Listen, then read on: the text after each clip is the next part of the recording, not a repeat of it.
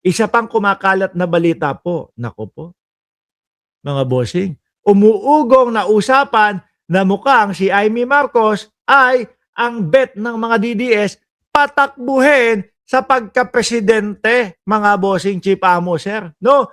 Kung sakali daw po na mai-impeach si Sara Duterte, anak ng tinapa kayo mga DDS. Mas nauna ko pang narinig etong pangalawang solusyon ninyo, itong solusyon ninyo kung sakaling hindi manalo si Inday Sara Duterte sa impeachment versus doon sa mga depensa ninyo sa impeachment. Baka naman po talagang etong mga ito, wala naman po talagang mga depensa, mga kababayan. O di po ba? Kaya po puro teknikalidad ang mga dinadali. Puro po yung kapag ka natalo, eto na, sige, iba na lang ang patakbuhin natin. O eto daw ho, mga bossing. Magkakaroon na naman tayo ng analisasyon po sa 2028 na eleksyon. Sabi dito, Corrupt Republic, umuugong ang usap-usapan balak umano ni Senator Amy Marcos na tumakbo bilang presidente sa 2028 kung ma-impeach si VP Sara Duterte. Oh, naku, baka iniisip ngayon ni Amy Marcos, sana ma-impeach, sana ma-impeach, sana ma-impeach. Sino ba naman pong politiko ang hindi nangangarap maging presidente, mga bossing? Oh, di ba? Yari yan. Kapag ka etong mga ito, mga kababayan, nagkanya-kanya ng kanilang mga hangarin sa buhay, no, maiisip. Si Marcoleta, maiisip, naku, ako ang pinakamalakas na senador sa mga DDS. Tumakbo kaya ako sa pagka-presidente? May mga magbubuyo kay Marcoleta. Ngayon naman, si ano naman, etong si Amy Marcos, naku, ako ang friend ni Sara Duterte. Pag na-impeach siya, tatakbo akong presidente. Naglabo-labo ho sila. Naghati-hati ho sila doon sa boto ng kakarampot na mga DDSO. Yari na. Kawawi ang mga DDSO, mga bossing, di ba? Ayon sa ilang political circle daw po, mga bossing, kabilang siya sa mga pinagpipilian kasama sina Senator Dante Marcoleta, Robin Padilla. Mag-imagine nga ho tayo, Ma'am Neng Gigi. Mag-imagine tayo. Imaginein po natin ng ating Pangulo na ngayon, kunyari 2028 na po ngayon, ay si Robin Padilla, mga kababayan. Magbigay kayo ng opinion nyo dyan sa comment section, no? Tapos isa-isa kong babasahin. Para ano, kasi ang nakikita ko, kung si Robin Padilla ho, mga kababayan, nako, baka yung sinasabing probinsya tayo ng China, matuloy na yun. No? Yung baka si Tariela, sibak na sa pwesto niya. Diba? Yan yung mga talagang pinanggigigilan ng Robin Padilla, mga bossing, no? Sabi, baka ang pambansang gulay na, sili. Uy, loko-loko kayo. Bakit naman papalitan yung pambansang gulay? Ba't papalitan? Ba't magiging sili? Kayo talaga. Sabi ni Jorge Edralin, mahati ang boto nila pag ganyan. Kaya mananalo, pink at red. Pwede. Sabi ni Jorge Edralin ulit, Senator Robin, naku, masahol pa yan sa World War III. Naku, mukhang hindi aabot. Baka magpasakop na lang bigla ho ito. Di ba? Isa din ho si Robin Padilla Siya nagsasabi na Bonifacio. Idol na idol si Bonifacio. Pero wag ka ho, mga kababayan. Takot na takot sa China. Di ba, Marge? Sino pa? Bagsak ang Pinas kapag ka si Robin ang president, sabi ni Annalyn Ando. Tingin ko nga ho, ganyan. Sa mga nakikita nating mga komento pa lang po ni Idol di po ba, mga kababayan? Sa mga nakikita pa lang po natin, mga bossing, parang wala nang patutunguhan ang ating bayan. Sabi ulit ni Jenny Ramos, Sir Mark, dito na lang ako sa totoong province of China kung siya lang din ang Pangulo. Saan po ba? Sa Hong Kong. Sa Hong Kong. Ako siguro, dito na din kami nakatira Baka dito na. Baka dito, tuloy. O kaya magpalit na lang ako ng citizenship, Dito na, tuluyan ko na, Parang wala ng kapag-pag-asa ang Pilipinas kapagka ho gano'n ang nangyari, mga kababayan. Biruin mo. Pero siyempre ho, mga bossing, kaya ko sinabi na mag-imagine tayo, imahinasyon lang naman po 'yan, eh.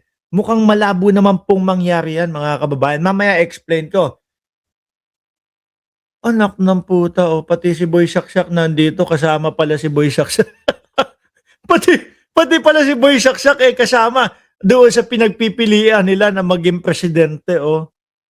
Iba't iba ang ano, iba ang topak nitong mga DDS na ito. Si Boy Saksak nga, 'di ba ano sabi ng Vice Presidente, mayroon pong 3 Duterte na tatakbo sa pagkasenador sa darating na 2025.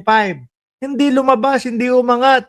Hindi man lang pumanik yung pangalan ni Boy Saksak at kasama si Barbie. Ang lumabas lang ho ay si dating Pangulong Duterte kaya hindi nila itinuloy 'yan.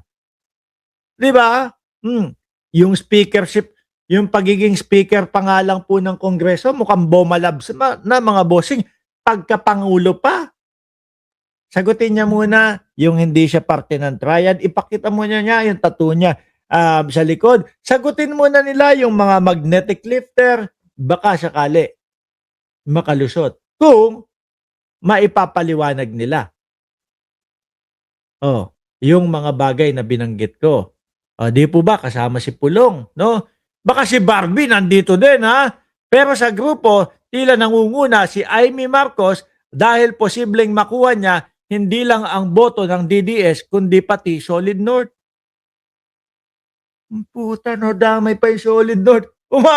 Umaasa pa pala itong si Amy Marcos o yung mga DDS na iboboto ng Norte si Amy Marcos. Oh, eh sa lahat ng Marcos ho yata siya yung pinakasusuklaman no ng mga taga-Norte, mga kababayan, eh. O di po ba? Biruin mo, tignan mo naman kung ano-ano ginagawa ni Amy Marcos. Nawala na ang tiwala ng mga loyalista kay Amy Marcos. Yung iba itinakwil na ho sila. Itinakwil na siya. Yung iba nga sinasabi, iba yata talaga tatay nitong si ano eh, si Amy Marcos eh. Di ba? Kung aasahan nyo, boto ng loyalista, aba maghunos duli naman kayo. Mahirap po yung sinasabi ninyo, mga kababayan. Oh,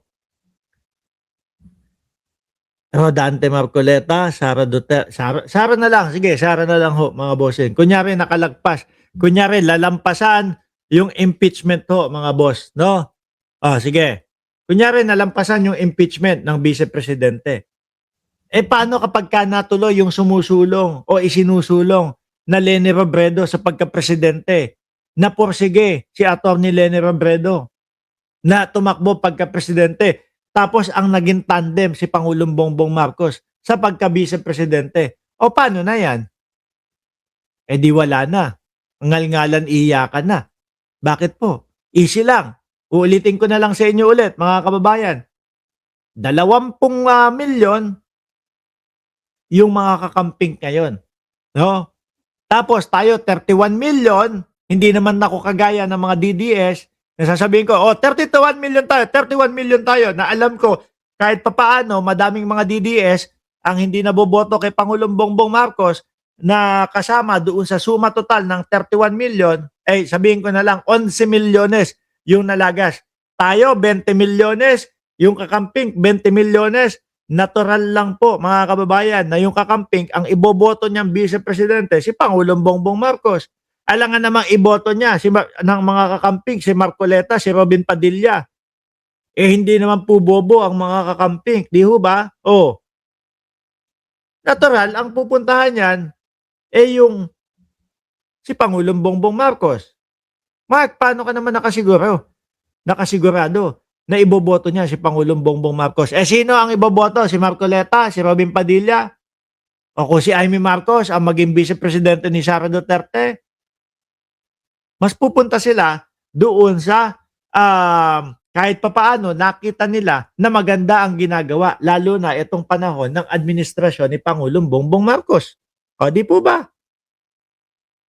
Pag nagtandem lang ho yan, kami na mga nasa pula, sino iboboto namin na presidente? Eh natural lang po. di si Attorney Leni Robredo kung siya ang katandem ni ng Vice Presidente ho, mga kababayan. Ganun lang yun kasimple. Di po ba? Kung sino i-endorse ni President, doon ako, sabi ni Sir Archie Berroya. Malamang po ang mga kakamping, ganun din po. Kung sino ang katandem ni Attorney Leni Robredo, o kaya, o sige, example na lang, hindi tumakbo si Attorney Leni Robredo sa pagka-presidente. Itinuloy niya yung kanyang sinasabi na doon lang siya sa Davao. Sa Davao, sorry. sa Naga. Kung ang tumakbong presidente si Risa Ontiveros tapos vice si Pangulo, wala pa din ho. Ligwak pa din ho itong mga bossing. Kasi sa kanila, sila na lang eh. No, singit ko lang ang fake news ng JOF dito, Caraga, Davao Oriental na balita. Fake news kasi INC. Naku, may nag-fake. Wag na kayong magtaka dyan ho.